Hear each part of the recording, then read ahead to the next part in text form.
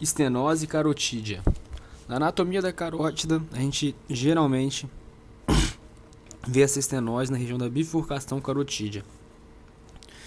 A carótida comum esquerda, ela surge no arco aórtico, e a artéria carótida comum direita, ela surge no tronco braquiocefálico direito. A carótida interna, ela tem uma relação posterior com a carótida externa, e a carótida externa ela tem ramos no pescoço, sendo o primeiro ramo que sai dela o ramo tireoideu superior, o segundo ramo é o ramo lingual, o terceiro ramo é o ramo facial, quarto ramo é o ramo maxilar, que entra no crânio e dá origem depois à artéria meningeia média. A carótida interna ela não tem nenhum ramo no seu percurso pelo pescoço em direção ao crânio. O nervo vago vai ter uma relação íntima com a carótida interna, próximo à região da bifurcação carotídea, assim como também o nervo laringeu superior, que cruza a carótida interna, e a cirurgiã tem que tomar cuidado para não lesar esses dois nervos. O ocioide ele vai ter também uma relação anatômica com a bifurcação carotídea, estando ali na altura da bifurcação carotídea. Aqui é uma arteriografia que mostra a carótida comum, mostrando aqui a região do bulbo carotídeo, mostrando a carótida interna sem ramos na sua região cervical e a carótida interna com alguns raminhos aparecendo. A doença aterosclerótica da carótida é uma das principais causas de AVC e AIT, em até 15% dos casos, tem uma prevalência que aumenta com a idade e é mais comum nos homens. Os fatores de risco para isquemia cerebral decorrente da estenose carotídea são os sintomas: paciente que tem sintoma, que tem AVC hemisférico, que tem AIT, que tem evento vascular ocular, como amaurose fugaz ou uma isquemia de retina, são fatores de risco. O risco de um evento isquêmico é tempo dependente, sendo maior nas primeiras semanas após o evento inicial.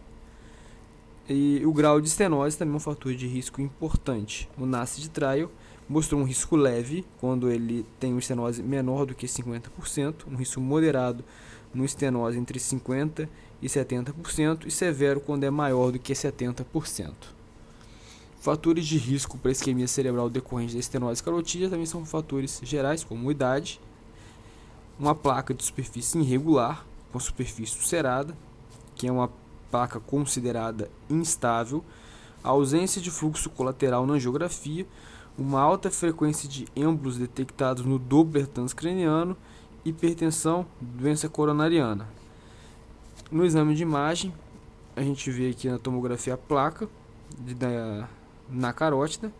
Na angiografia a gente vê a região de estenose e que a região onde está pequena a carótida comum na tomografia.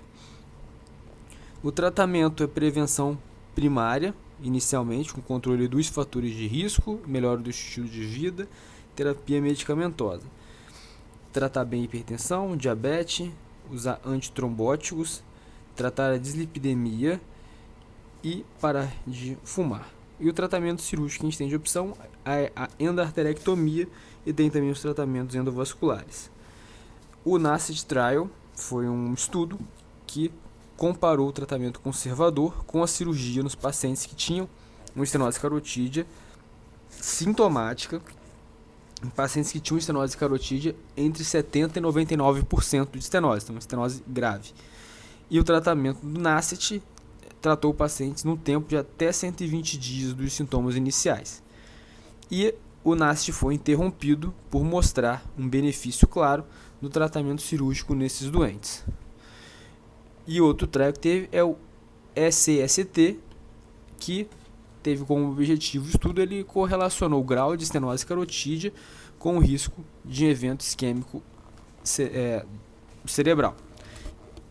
E mostrou que a endarterectomia ela possui benefício quando a gente tem uma estenose de carótida entre 80% e 99%. O risco de evento ipsilateral do lado não operado aumenta conforme a severidade da estenose. Então, quanto maior a estenose, maior o risco de dar um evento isquêmico. A técnica da endarterectomia a gente faz uma incisão ao longo da borda do esternocleidomastoide, sendo o limite superior a mandíbula, o limite inferior a clavícula. Dissecando os planos, a gente vai ver o platisma, a gente vai identificar a jugular externa, vai identificar a veia facial que cruza a bifurcação carotídea, e a gente identifica a carótida comum, a bifurcação carotídea, vê o nervo vago passando em íntima relação com essas estruturas. E na cirurgia é feita a abertura da carótida para retirada da placa. A retirada da placa tem algumas técnicas que podem ser usadas, por exemplo, a eversão do vaso. E a gente tem uma ordem da clipagem da colocação desses clampos. Para colocar os clampos, a gente clampeia primeiro a carótida interna, depois a carótida comum, depois a carótida externa e por último a tireoideia superficial. A ordem de retirada também é importante. Primeiro a gente tira da carótida externa, depois da carótida comum, depois da tireoideia superior e depois a gente espera para ver se surge algum debril, se surge alguma coisa que pode embolizar para o sistema nervoso central, ver se está correta a reconstrução e por último a gente tira o clamp da carótida interna.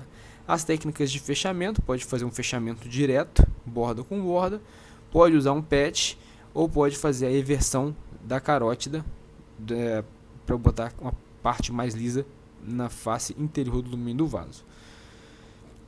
As variáveis que aumentam o risco da endarterectomia é um paciente mais idoso, com mais de 80 anos, com a classificação 3 na New York, na Heart Association, que tem uma fração de ejeção baixa, menor que 30%, paciente cardiopata com angina estável, que tem AM nos últimos 30 dias, que tem uma oclusão contralateral da carótida interna, paciente que tem bypass de coronária, que já foi operado, revascularizado, cirurgia prévia de válvula cardíaca e pacientes em hemodiálise. E tem também os fatores anatômicos desfavoráveis, que é a lesão do nervo laríngeo contralateral, pode acontecer a reestenose após endarterectomia, paciente que já fez radioterapia cervical, paciente que já tem cirurgia prévia no pescoço e paciente que tem uma bifurcação de carótida ou muito alta ou muito baixa, que foge do padrão da bifurcação normal.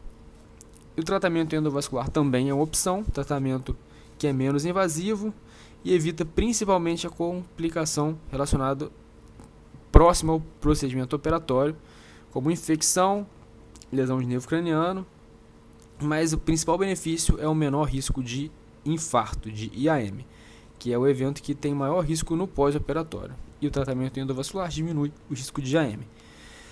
O tratamento endovascular tem um risco de AVC e de AIT, tem o risco de reestenose também. O que diminuiu esse risco hoje foram os stents medicamentosos, que foram desenvolvidos para diminuir esse risco de reestenose. Tem risco de formação de coágulo, que pode se formar até meses depois da angioplastia, e por isso se usa heparina, clopidogrel, AS e anticoagulante que vem reduzindo esse risco. E pode também ter sangramento. As opções que tem é a angioplastia por balão, onde só botava o balão na região estenosada. Depois foi criada a técnica de colocação de stent, e tem também o stent com filtro. Tem um filtro depois do stent para evitar que êmbolos cheguem no sistema nervoso central. E tem a discussão se é melhor fazer endarterectomia ou se é melhor fazer tratamento endovascular. Conclusão dos estudos foi que nos pacientes sintomáticos, que têm uma estenose entre 50% e 99%, eles devem ser submetidos a um tratamento nas primeiras 2 semanas depois do evento neurológico, sendo a endarterectomia o tratamento de escolha. Porém, nos pacientes com 70 anos, menores de 70 anos, que precisam de revascularização e que tem um risco cirúrgico alto, você pode considerar o tratamento endovascular como método de escolha, pacientes com menos de 70 anos. E a discussão entre cirurgia, endarterectomia ou tratamento endovascular deve levar em conta parâmetros anatômicos, clínicos, sintomas, etc. Deve ser um tratamento, deve ser uma escolha multidisciplinar.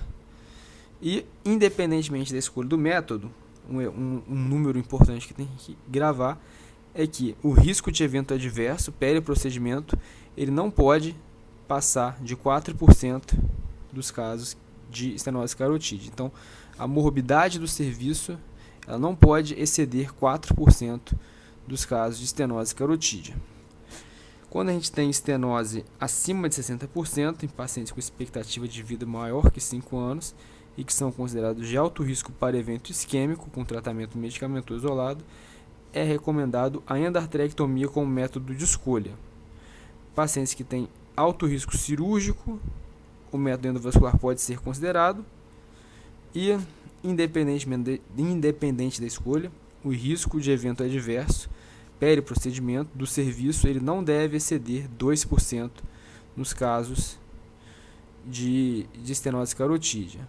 Então, não pode ter um risco maior do que 2% do serviço em pacientes com estenose acima de 60% com expectativa maior que 5 anos e que vai ser submetido a algum procedimento. E pacientes acima de 70 anos, esse risco não deve exceder 4%.